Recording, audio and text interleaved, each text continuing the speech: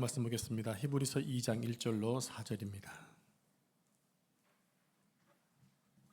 신약성경 354페이지에 있는 히브리서 2장 1절로 4절까지 말씀을 한 절씩 교독하겠습니다.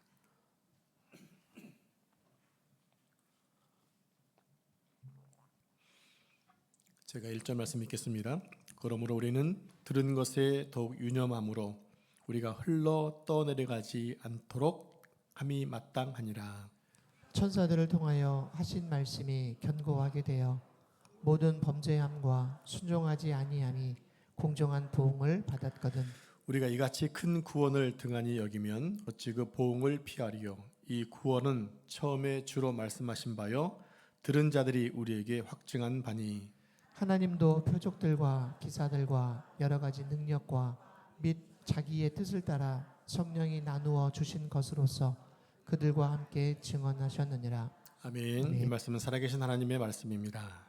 아멘. 오늘은 히브리서 강의 5번째 시간으로 큰 구원의 복음을 붙들라라는 제목으로 말씀을 상고하겠습니다. 한번 따라해 보겠습니다. 큰 구원의 복음을 붙들라.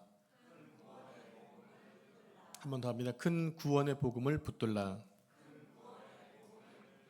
네, 히브리서 기자는 히브리서 1장에서 유대 공동체 만연해 있는 잘못된 교리들, 특별히 천사와 관련된 교리들을 공박하고 예수 그리스도에 대한 올바른 지식을 설명했습니다. 자, 다시 한번 지금까지 공부한 내용, 즉 우리의 믿음의 대상이신 예수님이 어떤 분이셨는가를 한 번 더 복습해 보겠습니다. 예수 그리스도는 먼저 하나님이셨고요. 그분은 만유의 상속자가 되신다고 하셨습니다. 또 그분은 창조주이셨고 하나님의 영광의 본체시고 또 본체의 형상이 되시고 당신이 만드신 만물을 붙들고 계시고 우리의 죄를 정결케 하시며 승리하신 이후에 하늘에 오르셔서 하나님 보좌 우편에 앉으셨다고 말씀을 드렸습니다. 그런데 많은 사람들, 그 당시에 어려움과 핍박을 받고 있었던 많은 성도들이 이런 질문을 던지고 있는 거예요. 근데 예수님이 그런 분이라는 것은 알겠는데요. 그런데 그것이 지금 이 어려움과 환난 중에 있는 나하고 무슨 상관이 있습니까? 라고 묻는다라는 겁니다. 여러분, 제가 하나님 말씀을 계속 선포했습니다. 예수님은 이런 분이시고 우리의 믿음의 대상이 이런 분이신데 예수님 믿으셔야 됩니다 말씀하고 있다. 여러분들은 난 지금 너무 힘들어 죽겠어요. 관계도 힘들고 일도 힘들고 피곤해 죽겠는데 그게 나랑 무슨 상관이 있는 거지? 라고 질문하는 사람이 있다는 얘기입니다. 자신들의 삶이 너무 힘들다는 거죠.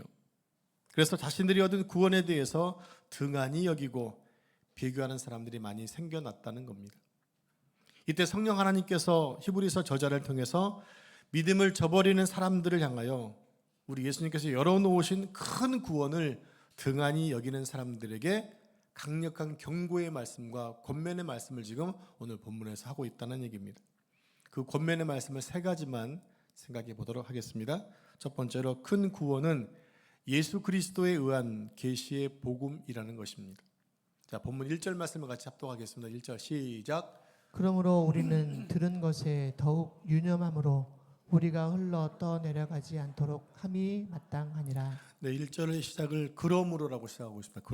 그러므로는 인과관계 접속사는 앞에 모든 내용과 긴밀한 관계가 있는 특징이 있죠. 즉 앞에 것을 알아야 뒤에 것이 연결되어진다는 얘기입니다. 그래서 1장에서 언급한 내용을 앞에서 복습해 봤다는 얘기입니다.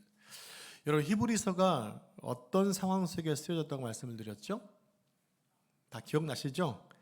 지금 히브리서는 로마 제국하에 유대 땅을 떠나서 디아스포라가 된 흩어져 있는 유대인 그리스도인들에게 쓰여진 편지라고 말씀을 드렸습니다.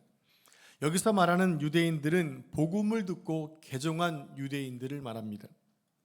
그들에게는 지금 극심한 외부적인 환란이 있었습니다. 외부적인 환란입니다. 그 외부적인 환란은 2가지 요소가 있었는데요. 하나는 정통 유대인들로부터 다시 유대교로 회귀해라, 돌아오라는 그런 유혹이었던 거죠. 너희가 믿고 있는 그 복음은 잘못된 거다. 뭔가 좀 부족하다. 우리 갈라디아서 말씀 살펴봤잖아요. 너희가 복음 알아. 거기에 2가지가 부족해. 할례도 받아야 되고 율법도 지켜야 돼.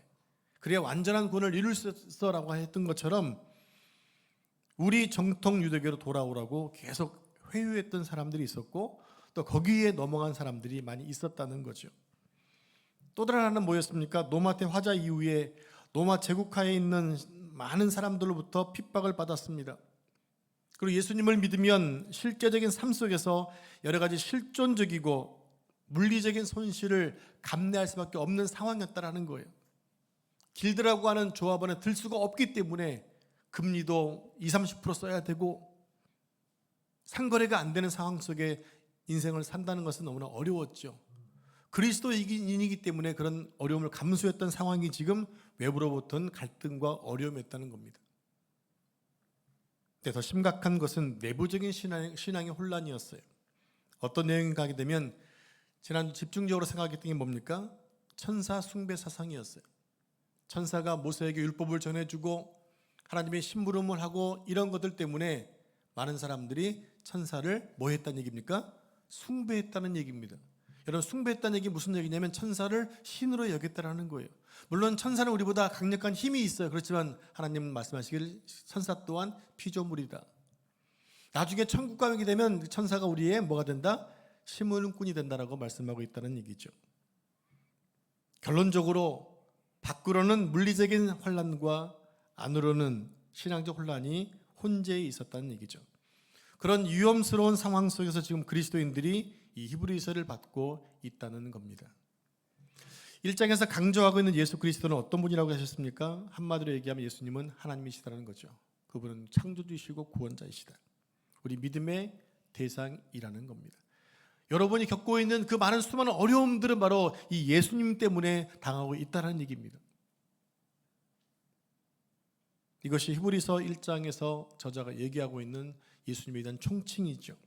그러므로 예수님이 하나님 되심을 거부하고 또 구주이심을 거부하는 것은 이 땅의 삶뿐만 아니라 영원한 삶 속에서 발생할 수 있는 가장 큰 비극이 된다는 얘기입니다. 예수님 믿으면 구원이지만 예수 힘들다고 예수님을 부인하게 되면 영생이 아니라 영벌에 처한다는 겁니다.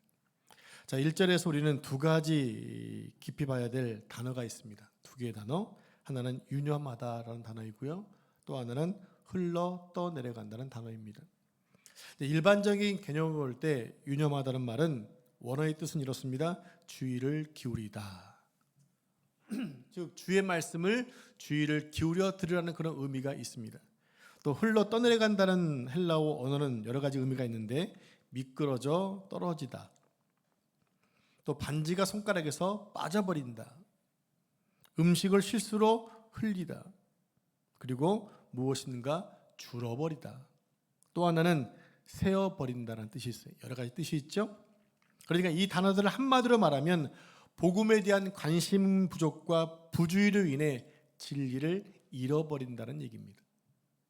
그러니까 이것은 성도가 복음의 진리라는 안전한 항구에서 떠나버리면 위험해진다라는 거예요. 그러나 이 단어는 또 특별한 단어가 있습니다. 일반적인 의미가 있고 특별한 의미가 있는데 유념하다는 단어는 커다란 배를 정박시킨다는 의미가 있어요. 커다란 배를 정박시킨다. 그 흘러 떠내려가다는 얘기는 선원이 풍향이라든지 조류의 주의를 게을리하게 되면 배가 항구에서 떠나서 멀리 표류하게 되어지고 파손하게 된다는 의미가 있는 거예요. 그림을 좀 보여주실래요? 네, 저 그림 보신 적 있으시죠? 어디 있나요, 저게? 바다에 배에서 던져지는 로프를 묶어 놓는 거죠. 이만큼 두꺼운 밧줄을 던져놓고 저기에 묶어 놓으면 배가 바람에 배가 풍랑 이렇게 움직여도 떠내려가지 않게 정박시켜 놓는 것입니다. 여기에는 여러 가지 이름이 있더라고요. 묵새, 볼라드, 비트, 고정식, 딜도 뭐 등등이 있는데 그러니까 저 기둥에 잘 묶여 있으면 어떤 배도 파도에 떠내려가지 않는다라는 겁니다. 커다란 배가 파도에 이렇게 출렁출렁거리지만 지금 밧줄이 저 묵새에 묶여 있으니까 그냥 계속해서 묶여 있다는 얘기입니다. 제가 학생 시절 살던 동네를 가려면 버스 정류장을 지나야 됐습니다. 많은 버스들이 세워져 있었는데 어느 날 세워진 버스의 기어가 풀려서 서서히 내리막길을 내려가다 가속이 붙어가지고 지나가는 행위를 이 건물로 밀어치워가지고 한 사람이 죽었어요. 분명 그 버스의 기사분은 평상시에 안전하게 잠금 장치를 해 놓았을 겁니다. 그러나 그날은 기어가 서서히 풀려서 대형 사고를 내게 됐던 거죠. 여러분, 사고라고 하는 것은 물론 크게 잘못해서 나는 경우가 많겠지만 생각지 못했던 사고들이 발생하게 되잖아요. 최근에 무한 비행기 사건도 마찬가지 아닙니까? 그 새가 들어가서 작은 새가 들어가서 그런 큰 일이 나는 겁니다. 그게 큰 거랑은 모르겠어요. 미국에 지나가던 여객기를 그냥 헬리콥터 가서 밀어 붙여버리는 방법이 없지만 이런 사고라는 것은 생각지 않았던 일 가운데 생겨나게 되죠. 그러니까 본문 1절을 곰곰이 묵상하다 보면 구원을 잃어버린 사람들은 항구에 정박해 있던 배가 잘못되어 어느 한순간에 아주 조금씩 바다 가운데로 표류되어 떠나가다가 결국 배를 움직이는 기사가 없는 가운데 배는 파손되게 된다는 얘기입니다. 어느 한순간 바로 지옥행이 아니라 조금씩 자신도 모르게 표류되다가 결국에 파손된다는 거예요. 그래서 히브리서 기자는 이런 파손을 방지하기 위해서 한 방법을 제시해주고 있습니다. 그것이 바로 들은 것에 주의를 기울이라는 것입니다. 무엇입니까? 하나님의 큰 구원의 복음을 들었기 때문에 그 복음을 주의 깊게 생각하고 살라는 거예요. 한번 따라해 보겠습니다. 들은 것에 더욱 주의를 기울이라. 자, 한 번 더 합니다. 들은 것에 더욱 주의를 기울이라. 자, 그렇다면 무엇을 주의해서 들어야 하는 걸까요? 우리는 무엇을 들었고 또 무엇을 잘 들어야 하는 걸까요? 히브리서 1장 1절 2절 말씀을 한 절씩 저랑 교독하겠습니다. 옛적의 선지자들을 통하여 여러 부분과 여러 모양으로 우리 조상들에게 말씀하신 하나님이 이 모든 날 마지막에는 아들을 통하여 우리에게 말씀하셨으니 이 아들을 만유의 상속자로 세우시고 또 그로 말미암아 모든 세계를 지으셨느니라.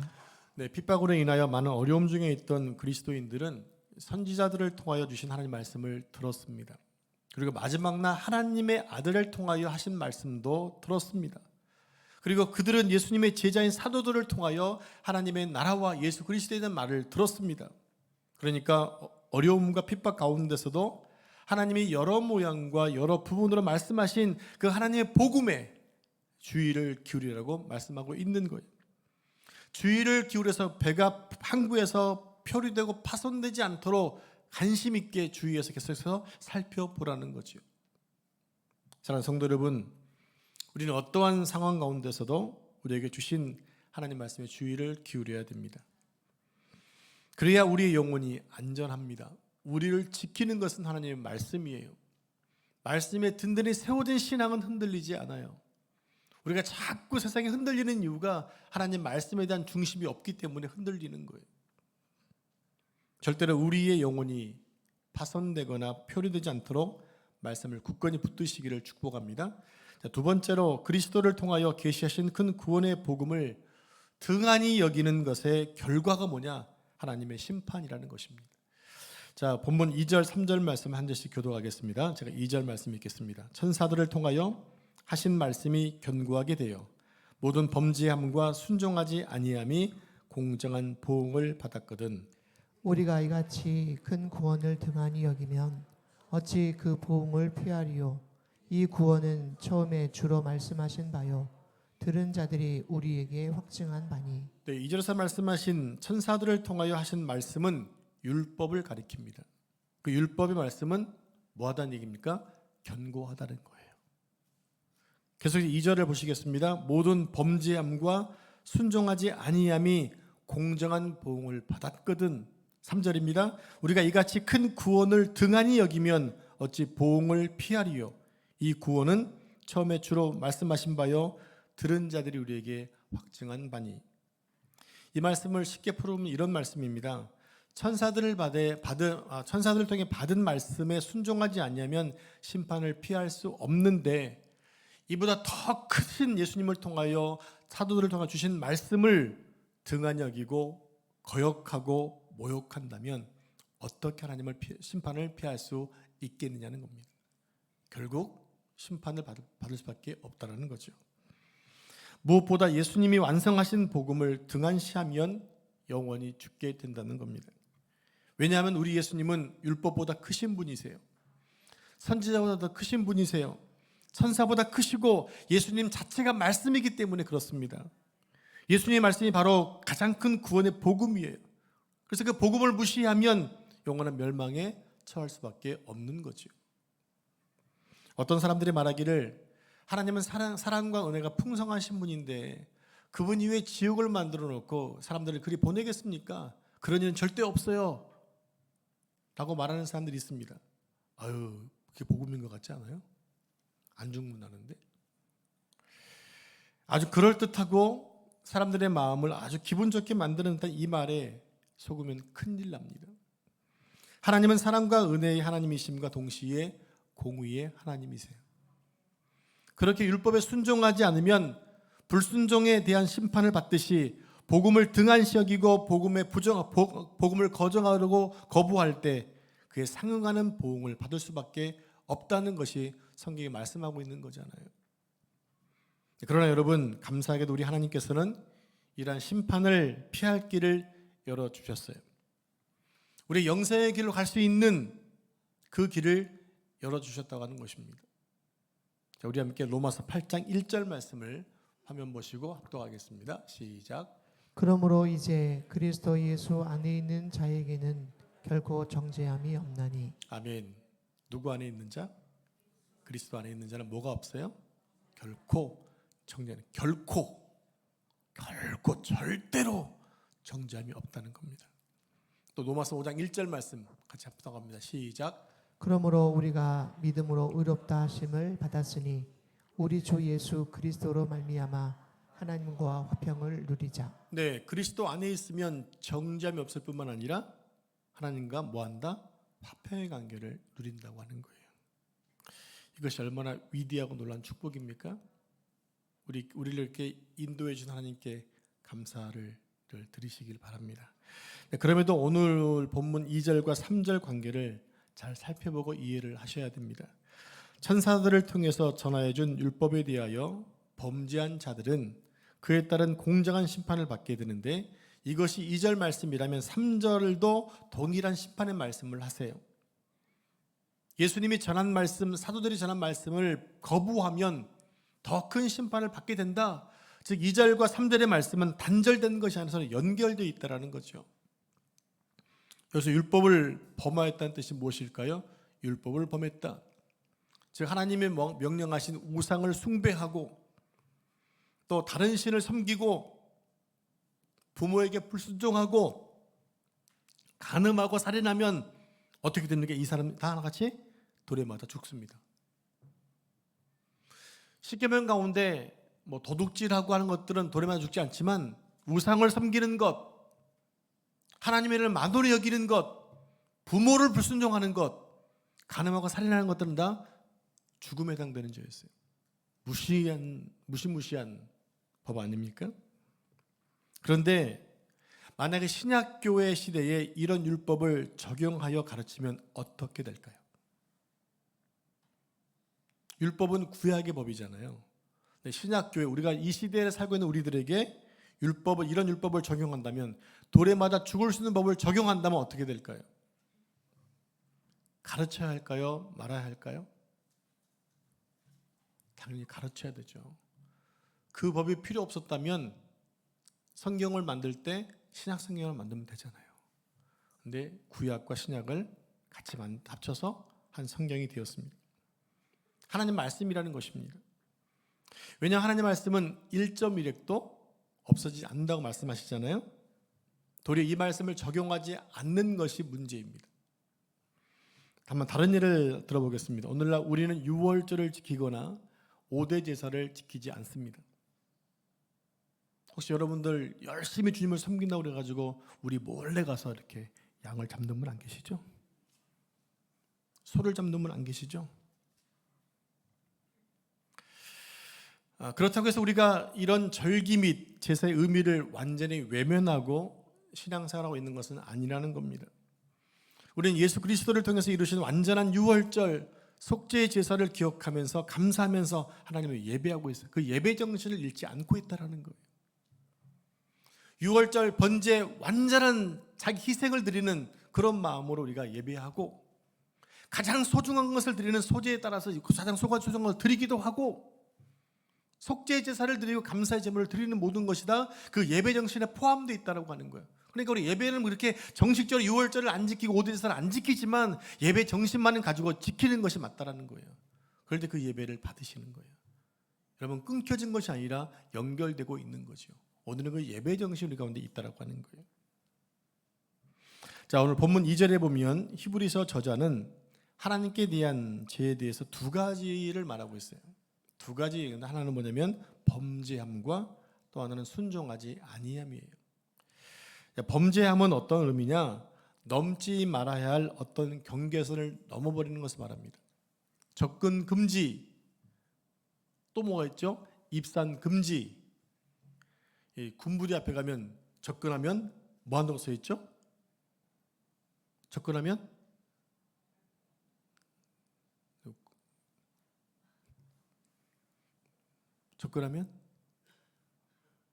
발포함 써 있잖아요. 접근하면 총 맞을 수 있다는 얘기예요. 그게 얼마나 무서운 경고의 말입니까? 그것을 무시하면 어떻게 되는 얘기입니까? 무시하면 죽을 수도 있다는 거예요. 그게 경고인 거예요. 그래서 불조심. 지금은 뭐 별로 없지만 옛날에는 그 집집마다 다 있는 건 아니죠. 큰 개를 놓고 써놨어요. 개 조심. 그 앞에 지나가면 진짜 무섭잖아요. 조심해야 한다는 경고의 문구인 것입니다. 범죄하지 마라. 즉 범죄라는 얘기는 넘지 말아야 할 어떤 경계선을 넘어버리는 것을 말하면, 즉 이런 거지요. 고범죄에 해당되는 죄. 고범죄. 그게 뭡니까? 얘들아, 이 선을 넘으면 안 돼. 큰일 난다 라고 하나님 말씀하시는데, 말씀을 듣는 사람들은 하나님이 그러거나 말거나 내 마음대로 하는 것, 이게 고범죄예요. 알고 짓는 죄예요. 아주 괘씸한 죄죠. 선생님이 부모님 하지 말라고 그러는데 고의로 어기는 놈들이 있잖아요. 그건 괘씸한 놈들이에요. 부모님 말씀에 불순종하는 건 괘씸한 거예요. 알았니? 그리고 순종하지 않는다는 말의 의미는 뭘까요? 하나님의 경고나 하나님의 명령을 듣지 않는 것을 얘기합니다. 의미가 좀 비슷하죠? 그래서 다른 뜻입니다. 하나님께서 예수 믿어라 그럼 영생을 받는다, 그렇지 않으면 지옥 간다, 열심히 살아라, 하늘에 상급이 있다라고 말씀하십니다. 사람들의 반응이 뭐예요? 관심 없다는 거예요. 이런 두 가지, 즉 범죄함과 순종하지 않는 것 모두가 다 하나님께 뭐가 된다? 죄가 된다는 거죠. 자, 3절에서는 이러한 죄에 대해서 이렇게 경고하고 있습니다. 우리가 이같이 큰 구원을 등한히 여기면, 큰 구원의 복을 등한히 여기면 그에 상응하는 심판이 있다고 경고합니다. 율법에 대한 불순종에 대한 심판이 있듯이 큰 구원의 복음에 대한 불순종 역시 심판을 받는다는 거죠. 이것이 2절, 3절의 핵심되는 말씀입니다. 자, 2절에 기록된 단어 하나를 더 살펴보겠습니다. 모든 범죄함과 순종하지 아니함이 공정한 보응을 받았거든. 공정함이라는 단어입니다. 공정함. 이 말씀은 바로 하나님의 공의로우심을 말하는 거예요. 하나님의 사랑과 또 반대 하나님의 공의가 있잖아요. 하나님의 사랑 때문에 우리가 구원을 받았어요. 그죠? 하나님의 사랑으로 우리가 구원받았잖아요. 그럼 내 죄가 사라졌나요? 내 죄는 그대로 있어요. 그러니까 그 공의로움을 위해서 예수님 대신 죽으신 거예요. 그게 공의와 사랑인 거예요. 근데 우리가 산 게 뭐 있나요? 아무것도 없잖아요. 그게 우리는 은혜를 받은 거잖아요.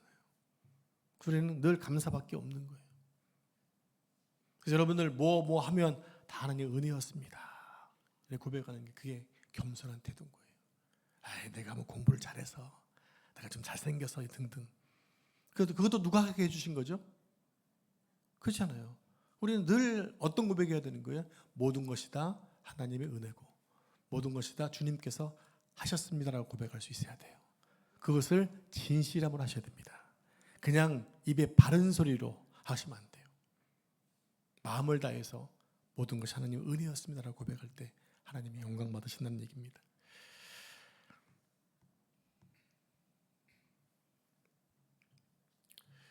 근데 하나님의 은혜를 받는 것 우리는 되게 좋아하는데 사람들은 대신에 이 정의를 향하고 공의를 향하는 것을 별로 안 좋아해요.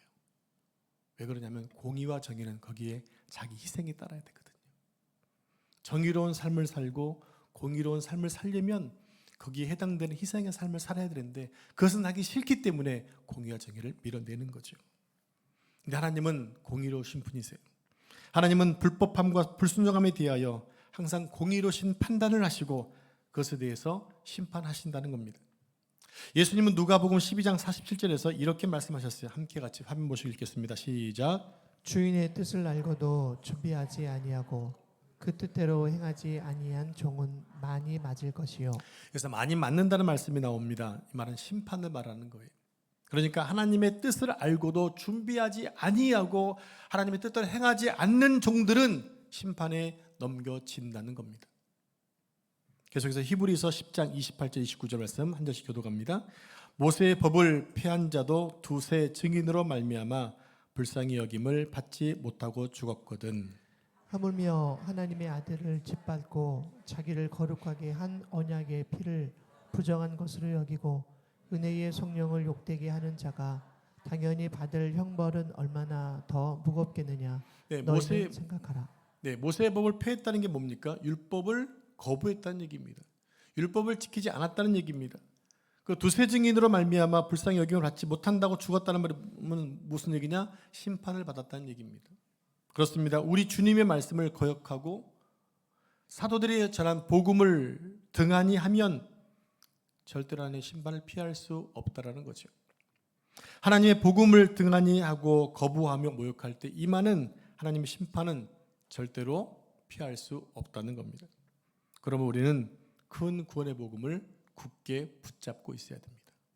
자, 세 번째로 우리가 믿고 받아들인 큰 구원의 복음을 성부 하나님께서 확정하셨다는 거예요. 자, 우리 본문 4절 말씀을 합독하겠습니다. 시작. 하나님도 표적들과 능력과 및 자기의 뜻을 따라 성령이 나누어 주신 것으로서 그들과 함께 증언하셨느니라. 여기서 말하는 그들이 누구일까요? 3절 중간 부분에 보면 이 구원은 처음에 주로 말씀하신 바요. 누굽니까? 예수 그리스도가 말씀하신 것. 또 들은 자들이 우리에게 말하는 것. 들은 자가 누구입니까? 사도들을 이야기하는 것입니다. 그러니까 4절에서 말하는 그들은 우리 주님과 주님의 제자들을 말하는 것입니다. 우리 주님과 사도들이 큰 복음의 복음을 뭐 했다는 얘기입니까? 선포했다는 겁니다. 큰 복음을 선포했다는 거예요.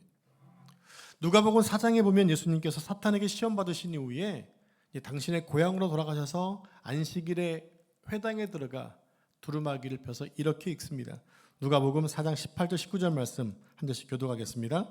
주의 성령이 내게 임하셨으니 이는 가난한 자에게 복음을 전하게 하시려고 내게 기름을 부으시고 나를 보내사 포로된 자에게 자유를 눈먼 자에게 다시 보게 함을 전파하며 눌린 자를 자유롭게 하고 주의 은혜의 해를 전파하게 하려 하심이라 하였더라. 아멘. 예수님이 이 부분의 말씀을 읽으신 다음에 이렇게 결론을 맺으세요. 21절 말씀 보면 이 글이 오늘 너희 귀에 응하였다.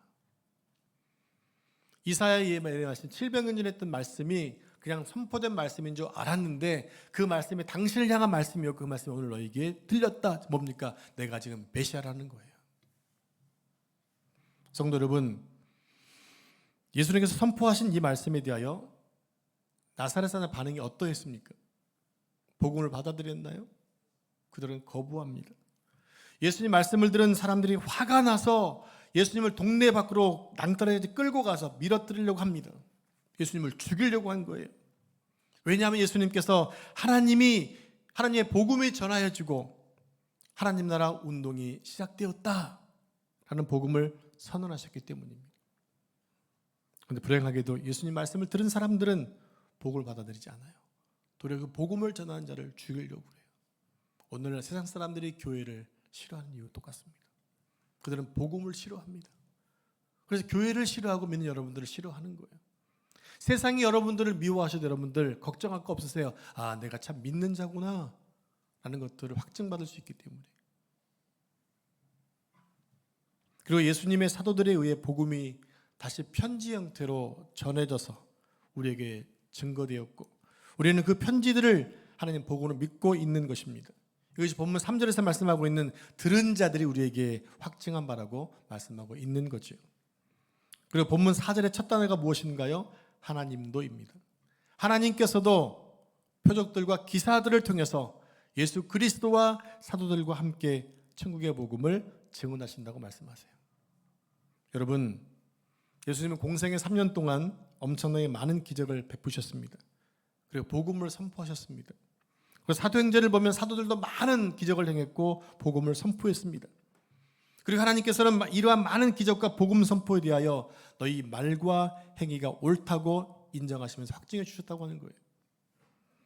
사도행전 2장 22절에 보면 사도 베드로도 동일한 이야기를 하고 있습니다. 함께 한번 합독할까요? 시작. 이스라엘 사람들아 들으라. 너희도 아는 바와 같이 하나님께서 나사렛 예수로 큰 권능과 기사와 표적을 너희 가운데서 베푸사 너희 앞에서 그를 증언하셨느니라. 하나님이 왜 기적을 베푸시는 것일까요? 그것은 예수 그리스도를 증거하기 위해서고 하나님 말씀이 살아있는 말씀임을 확증시켜 주기 위함이세요. 사람들은 자기들보다 훨씬 뛰어나게 행하는 것들을 보면 놀라잖아요. 그런 것처럼 기적을 통해서 표적을 통해서 말씀을 확증시켜 주시는 거죠. 예수님도 그래서 당신이 하신 사역들을 통해서 당신이 메시아임을 고백하잖아요. 그래서 많은 사람들이 예수님을 따랐던 게 그런 이유 때문이었습니다. 또 사도행전 3장에 보면 사도 베드로와 요한이 성전 미문에 앉아있던 나면서 안진뱅이 된 자를 고쳐줍니다. 왜 그런 기사들을 일으킨 것일까요? 바로 그들의 사역을 통해서 예수님이 하나님 되심과 그 복음이 진실함을 증거하고 확증해 준다는 것입니다. 하나님의 구원의 큰 복음을 증언하시기 위해서 하나님께서 믿음의 사람들을 통하여 놀라운 일들을 행하셨습니다. 이러한 일들이 바로 예수 그리스도가 하나님 되심과 구주 되심을 확증한 증거였다는 겁니다. 오늘 본문 4절 중간에 이런 말씀이 있죠. 자기의 뜻을 따라 성령이 나누어 주신 것으로서. 자, 자기의 뜻을 따라 성령이 나누어 주신 것, 이게 뭡니까? 성령의 은사들입니다. 고린도전서 12장에 보면 성령 은사가 여러 개 나오죠. 혹시 알고 계시나요? 지혜의 말씀, 지식의 말씀, 믿음, 병고침, 능력 행함, 예언, 영분별, 그리고 방언 통역이 있습니다. 사도 바울은 여러 가지 성령의 은사를 나열하는 이후에 11절에서 이렇게 결론 맺고 있어요. 이 모든 일은 같은 한 성령이 행하사 그의 뜻대로 각 사람에게 나눠 주신 것이니라. 여러분, 성령의 은사를 받으셨나요? 성령의 은사를 받으셨나요? 어떤 은사를 받으셨나요? 여러분, 그 은사는요, 하나님의 일을 하게 해주신 거예요. 여러분, 그거 가지고 장사라고 주신 것이 아니라 하나님의 일을 하라고, 하나님 말씀을 확증하라고 주신 거예요. 여러분, 그것을 열심히 하시다 보면 그 은사가 더 커지게 됩니다. 성령 하나님께서 우리에게 당신의 뜻을 따라 주시겠다면 우리도 그 은사를 받을 수 있다는 거죠. 이미 받으신 분이 있다고 말씀을 드렸어요. 왜 성령 하나님께서 당신의 기쁘신 뜻을 따라 모든 믿는 자들에게 성령의 은사를 주시는 것일까요? 오늘 보면 4절 말씀을 큰 소리로 같이 합독하겠습니다. 시작. 하나님도 표적들과 기사들과 여러 가지 능력과 및 자기의 뜻을 따라 성령이 나누어 주신 것으로서 그들과 함께 증언하셨느니라. 네, 성령 하나님께서 은사를 주신 목적은 예수님이 하나님 되심과 구주 되심을 증언하기 위해서다. 그리고 성령의 은사를 통해서 복음이 참 진리임을 확증하기 위해서라고 말씀하고 있네요. 하나님은 지금도 저와 여러분을 사용하셔서 성령 하나님의 뜻을 따라 우리에게 주신 은사로 예수님을 세상에 증거하기 위해서, 확증하기 위해서 선물로 주시기를 원하세요. 여러분들이 하나님 말씀이 살아있는 말씀인 것을 확증하고 예수님이 하나님이심을 여러분 믿는다면 성령 받은 은사를 가지고 그것을 증가하는데 힘쓰는 삶을 살아야 한다는 얘기입니다. 그것이 지금 이 시대에 지금 존재하는 이유이고 하나님 백성 살고 있는 목적입니다. 여러분 성령 은사를 사모하셔서 반드시 하나님의 귀한 사역 감당해내는 여러분 되기를 축복합니다. 이 시간 말씀을 맺으면서 한 가지 기억할 것이 있습니다. 하나님의 복음에 무관심하거나 등하냐면 심판이 있다는 겁니다. 하나님의 복음은 예수님과 사도들을 통하여 우리에게 전해졌습니다. 그래서 우리는 심판을 면하고 영원한 생명을 얻게 된 거지요. 우리 하나님께서는 과거 예수님과 사도들을 통해서 그분의 기쁘신 뜻에 따라 표적과 능력을 베푸셨습니다. 그 일을 통하여 예수님이 하나님이심을 확증해 주셨습니다. 오늘도 저와 여러분을 통해서 이런 사역이 감당되어지기를 기뻐하시고 원하신다는 겁니다. 그러므로 이 사역에 놀랍게 쓰임받는 삶이 되기 위해서 성령의 은사를 간절히 사모하시고 받은 바 은사를 통하여 예수님을 마음껏 증거하고 살 수 있는 여러분과 우리 교회 되기를 축복합니다. 기도하겠습니다. 하나님 감사합니다. 오늘 계속해서 우리 예수님께서 하나님 되심을, 또 예수님이 구원자 되심을, 예수님이 큰 구원의 복음이심을 확증해 주시니 감사합니다. 이미 우리가 받은 이 구원의 복음을 더 확증하고 유념하고 흔들리지 않게 해주셔서 이 말씀을 통해 영생함에 대한 부분을 확증할 수 있도록 인도해 주시고, 또 성령해 주시는 은사를 통해서 이 복음을 왕성히 증가하는 삶 살 수 있도록 축복해 주옵소서. 말씀이 이끌어가는 삶을 살게 하시고, 말씀이 주장하는 삶을 살게 하시고, 말씀 안에 자유함과 말씀 안에 행복을 느끼고 살 수 있는 모든 성도의 삶 될 수 있도록 주님 축복해 주옵소서. 이 모든 말씀 우리의 구원자 되시는 예수님의 이름으로 기도합니다. 아멘.